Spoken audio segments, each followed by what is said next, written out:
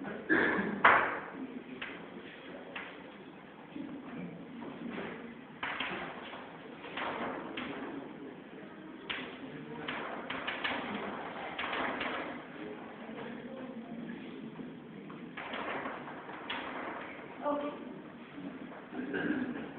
Now, this I think is going to be the simplest way for us to see what changes in the solar model once we introduce technology. Okay? So at one level, nothing is changing algebraically except the way we interpret the variables. Okay? So now, I'm no longer talking about K by S, but I'm talking about K by A. Alright? So that what, well, actually something else needs to come into the picture. I need to introduce a G, which is from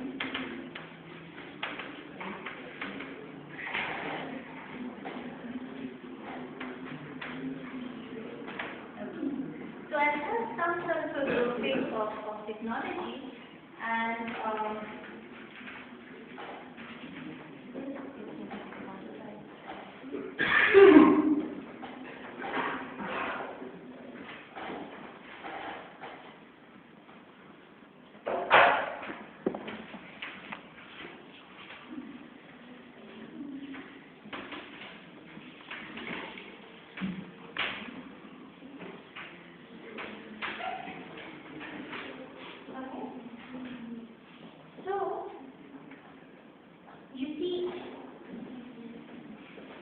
not only am I introducing technology, but I'm also allowing for technological growth.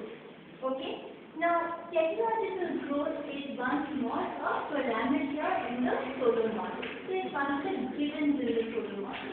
It's there, but I don't have a model that explains what determines G. Since I don't have a story here for what's determining N or D, those are all coming from outside, right? Those are parameters in the model. So also G becomes a new parameter in the model. So it's there, technology is there, but I still don't have a story of what explains it. Okay? Alright. So what do you think is going to happen? It's going to be really the same sort of thing. There's going to be a particular level, there's going to be an equilibrium where things come to a standstill. Okay? So what's coming to a standstill over here? K tilde dot. And what is K tilde dot? It's actually K by A. It's no longer capital per unit of labor. It's capital per unit of effective labor. Now when that is happening, what fast is your capital stock? How fast is it growing? You could work it out in exactly the same way. How would this ratio behave? When we are looking at it in terms of growth, again log and differential. Okay? So that for this ratio to be a constant, then each of these things, so K is growing at a particular rate, A is growing at the rate G, and F is growing at the rate N. When would this ratio be constant?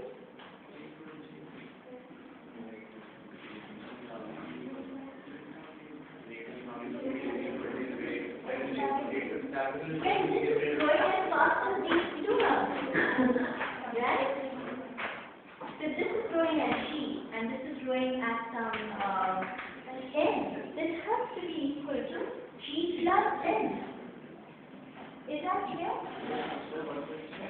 The technology is growing, it should actually add to your output, so why is it not coming a positive term? I'm looking at output per unit of effective labor. So it's actually my output is also Y by AN. So that's the way I'm handling this, which is why I got this little trick in there. As we are saying that if technology is increasing, we are increasing your labor at a higher rate. Yeah. No, not labor. Not labor. Capital, yeah. Effective labor is increasing at a higher rate. That's a measuring technology. I think you feel it. What you're now going to see is that Y by AN will become constant. So that Y by N will keep growing. That's the idea. So you now need to make so you see what we are doing is that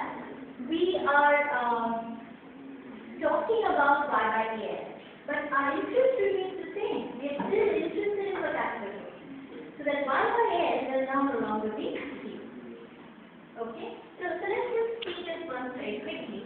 So what is it that requires, what are the conditions that's needed for a constant level of capital stock per effective labor? Is for capital to grow as fast as A and L.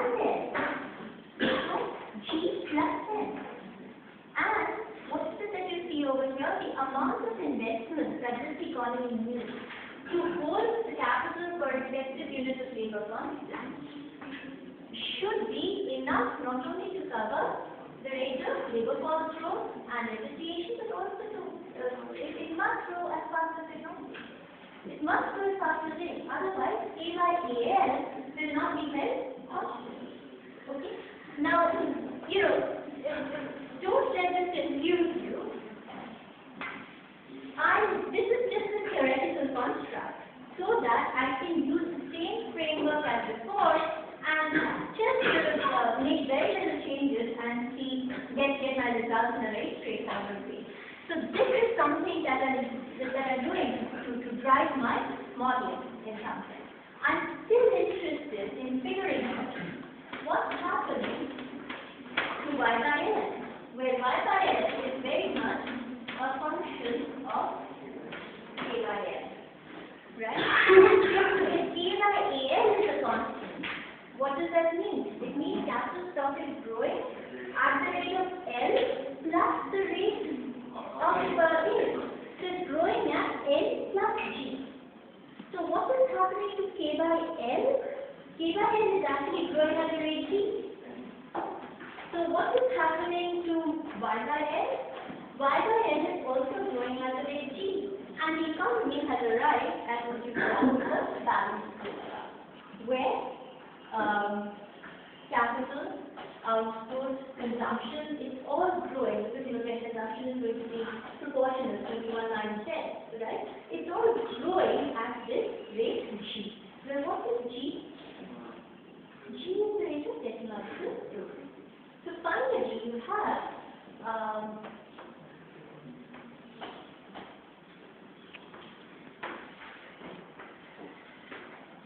what's going to change here is I'm going to have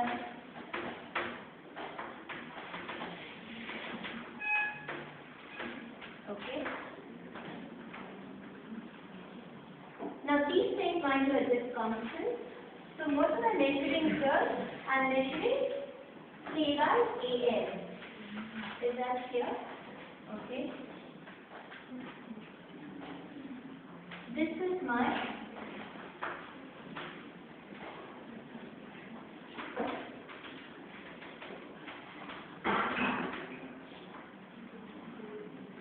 understood the earlier program model, this is exactly the same. As long as actual investments exceed the minimum required to hold K by A constant, K by A will keep on growing. In the other case, where investments are growing at a lower rate than N plus G plus P, K by AL will be falling. Because investments are not sufficiently growing sufficiently fast to hold it constant. So it's going to be falling back. And here you have a situation where K tilde dot is actually equal to 0. Why? Because S of Y tilde is exactly equal to N plus G plus D times K. So that once you hit steady state, it's stable, it's on either side, you're tending to it, and once you hit it, there is no growth, but no growth in K by AN. Okay, which means K is growing at a rate N plus G. So, if you look at K by L, the denominator is growing at a rate N, and numerator is growing at a rate G plus N. So, the ratio has to be growing at the rate G. So this is very, very tough. Here finally, because you have K by L growing at the rate G, you have Y by L also growing at the rate G. So what's happening at steady state? Very sharply different from the earlier case. But capital income is finally growing. And what's the rate of growth? It's the rate of growth of technology. In fact, what you could do is, we could actually turn this into a little sort of regression exercise by taking log of both sides, so that we will get this out of the equation. Log of y is equal to plus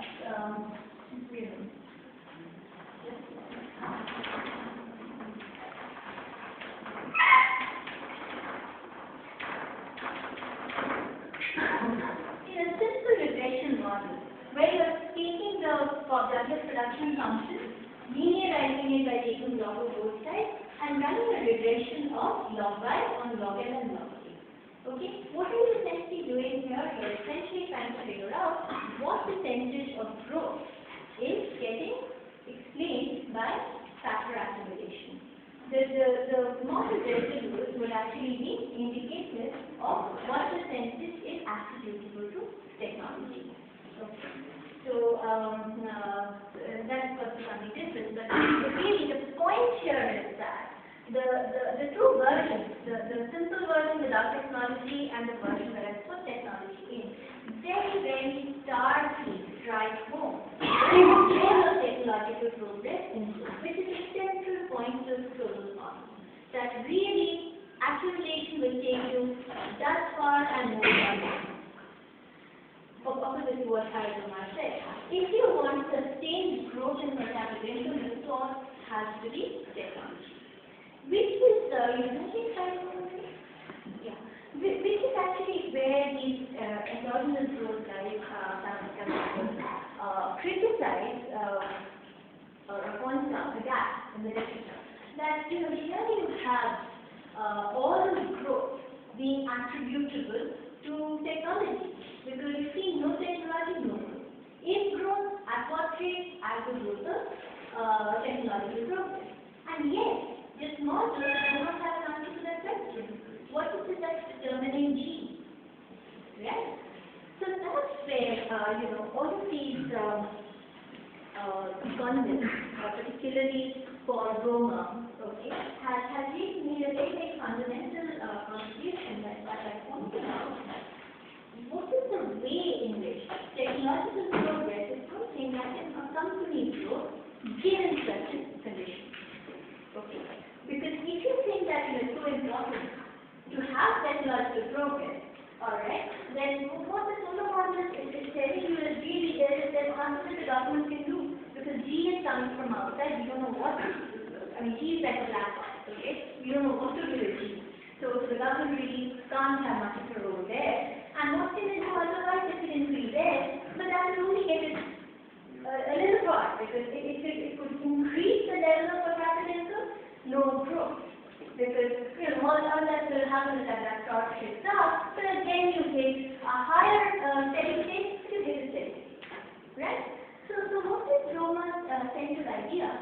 Roma's central idea is really the following, that look, what drives technology is really innovation, okay, which are ultimately the result of some kind of research and development expenditures undertaken by firms or by individuals, entrepreneurs, who hope to make a profit out of it.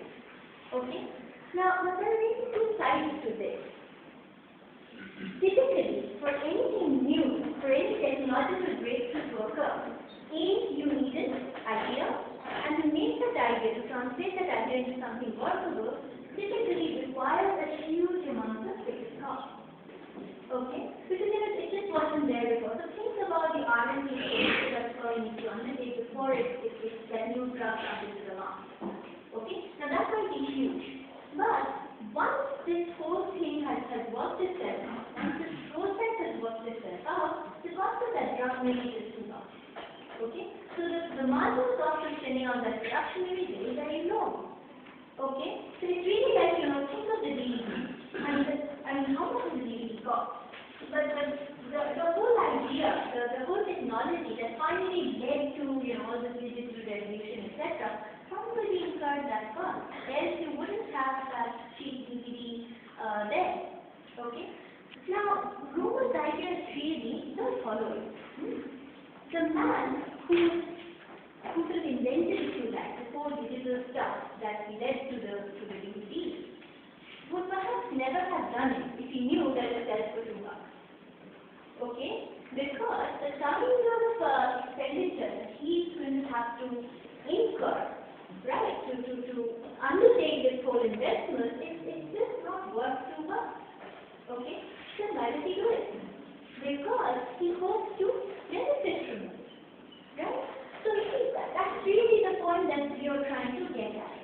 Do you have in your economy a set of institutions, a set of incentive structures that give some sort of assurance to people who are very, very creative, who are willing to undertake a large amount of work and undertake some kind of innovation.